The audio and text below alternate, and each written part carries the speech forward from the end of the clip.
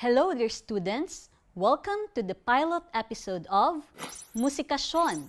Hatid ng musika ay kaalaman at inspirasyon.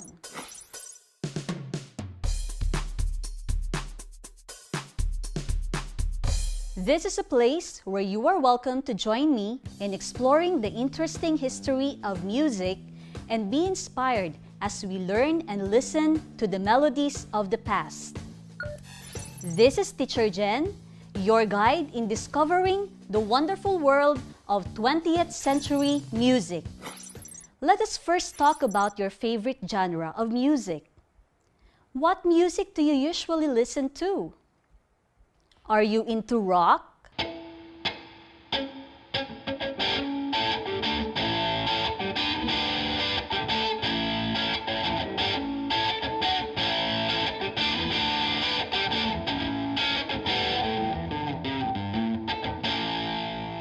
How about bossa nova?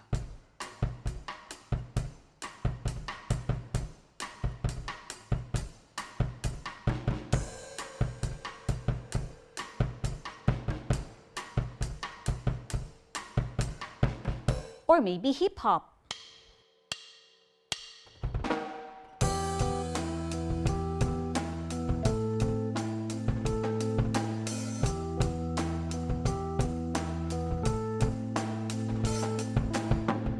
I'm sure that you enjoy listening to different genres like I do. Did you know that the songs that we love have gone through several phases of development? That's right. The evolution of modern songs can be traced back to the early 20th century, where they explored new forms and sounds that challenged the previously accepted rules of music.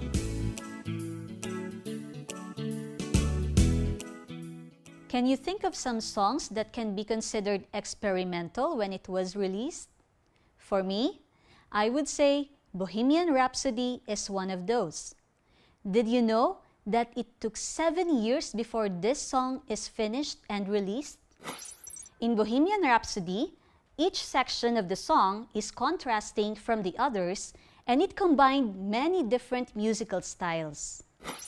In today's lesson, we are going to discover the roots of today's music and get to know some of the composers for this style. Are you ready? It's time for a rewind in the music of the past.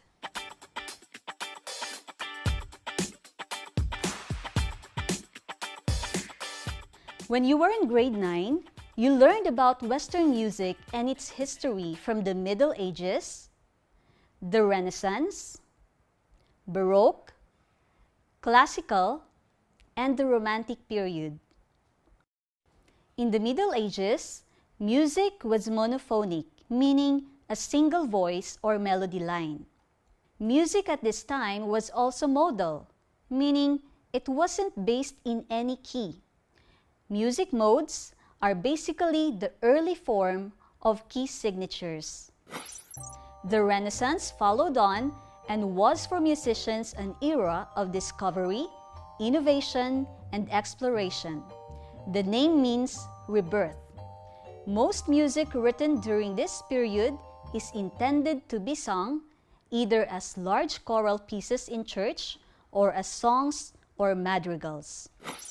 The Baroque period included composers like Bach,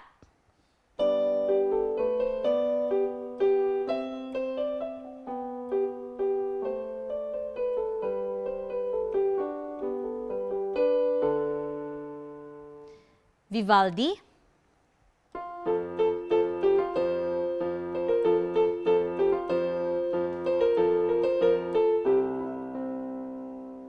and Handel.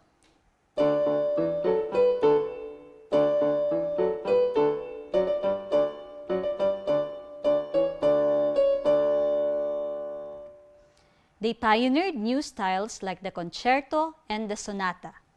This period is commonly known for complex pieces and intricate harmonies. The classical period is most known for its compulsion for structural clarity in music. The harpsichord was officially replaced with the piano. orchestras increased in size, range, and power, and instrumentation overall had a lighter, more evident texture than Baroque music, making it less complicated. The Romantic era was the golden age of the virtuoso, where the most difficult music would be performed with ease. Instrumentation became even more prominent, with orchestras growing to higher numbers than ever before. Composers experimented in new ways, trying out unique instrumentation combinations and reaching new horizons in harmony. Public concerts and operas moved away from the exclusivity of royalty and riches and into the hands of the urban middle-class society for all to enjoy. Composers also took interest in art and literature and started writing program music. While the Romantic artists were inspired by strong emotions and imagination, another style emerged in reaction against the Romantic style, which is Impressionism. The artists in this movement focused on suggestion and atmosphere rather than depicting emotions as seen in the works of Romantic era. Have you experienced listening to a piece of music that can transport you to a peaceful place like an open field where the wind blows gently? It's so relaxing, right? How about music that can bring you the experience of being out in the sea?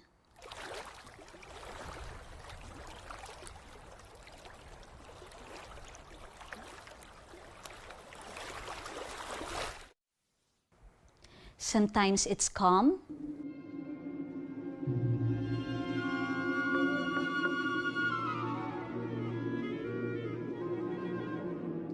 but sometimes it's not.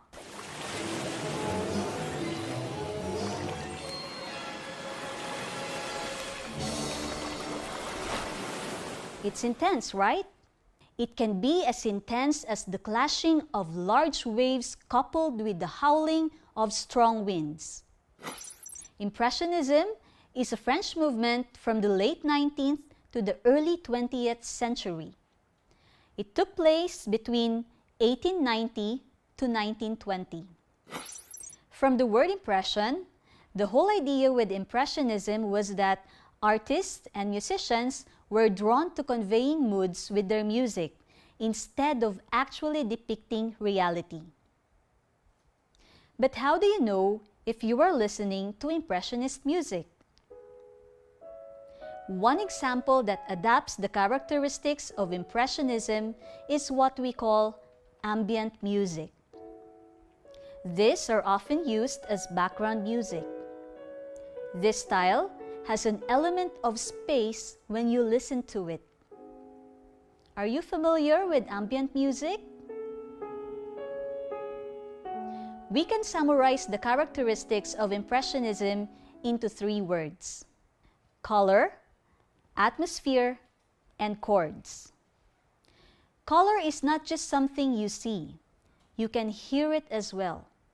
In music, we call it timbre, or the quality and tone of a sound which makes it unique.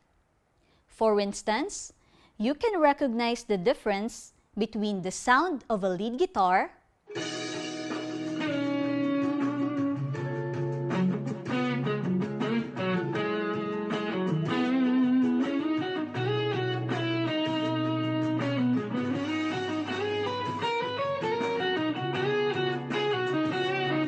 versus a bass guitar.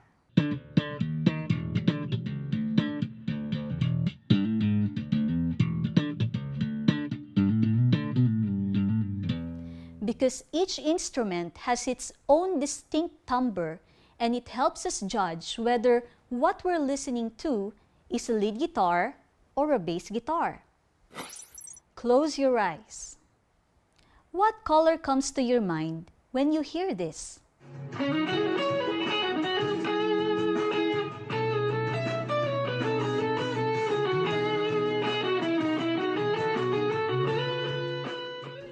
Is the sound bright or dark? How about when you hear this?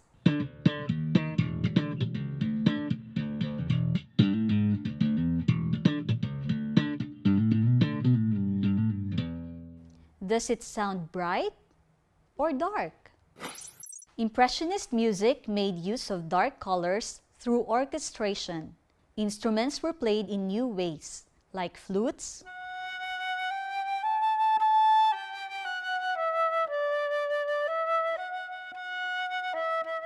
French horn clarinets playing darker, lower sounds.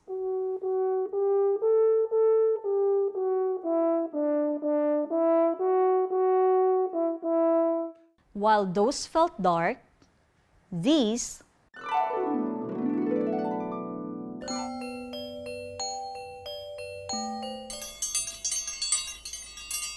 give out shimmer.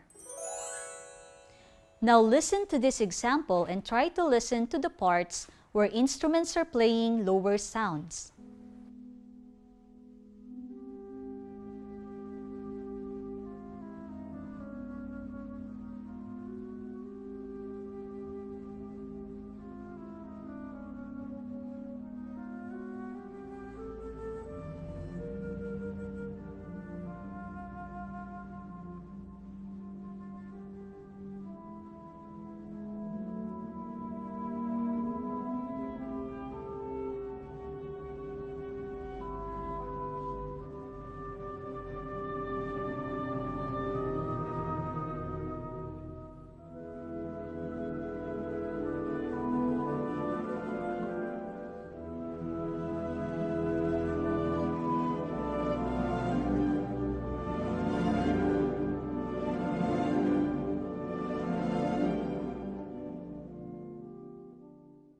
That is Prelude to the Afternoon of a Faun by Claude Debussy.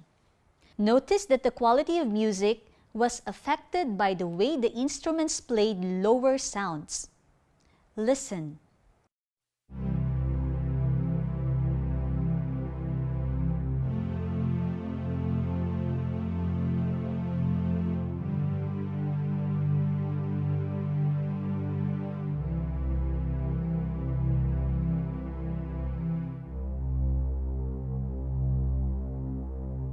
These lower sounds and notes give that mysterious feel to the music, which is very evident in Impressionist music. The second characteristic has something to do with atmosphere.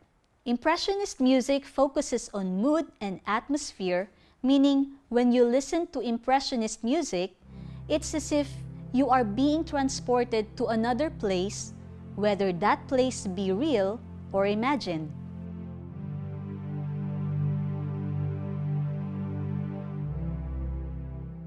Listen to this example, Clair de Lune by Claude Debussy, and answer the questions that follow.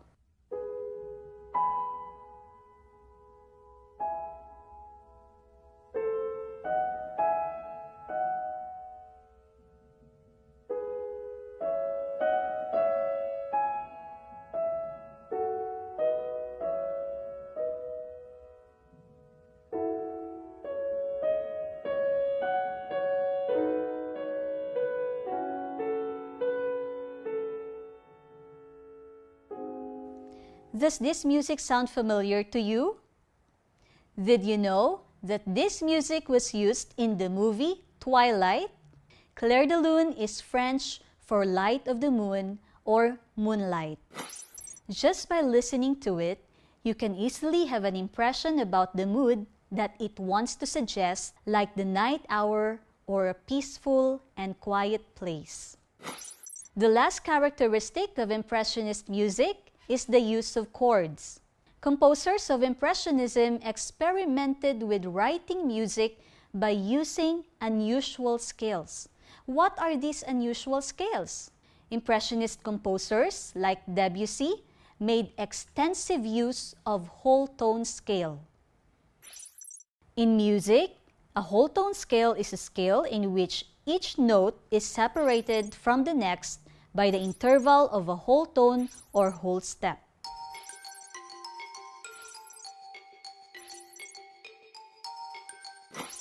A major scale, which is the common scale that we know, sounds like this.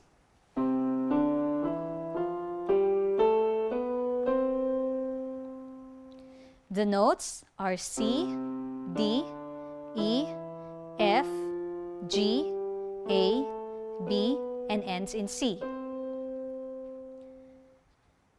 While the whole tone scale sounds like this.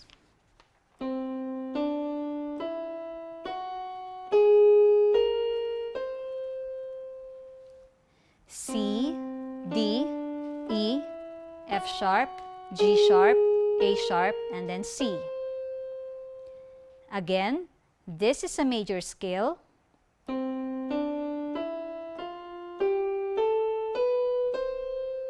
And this is a whole tone scale.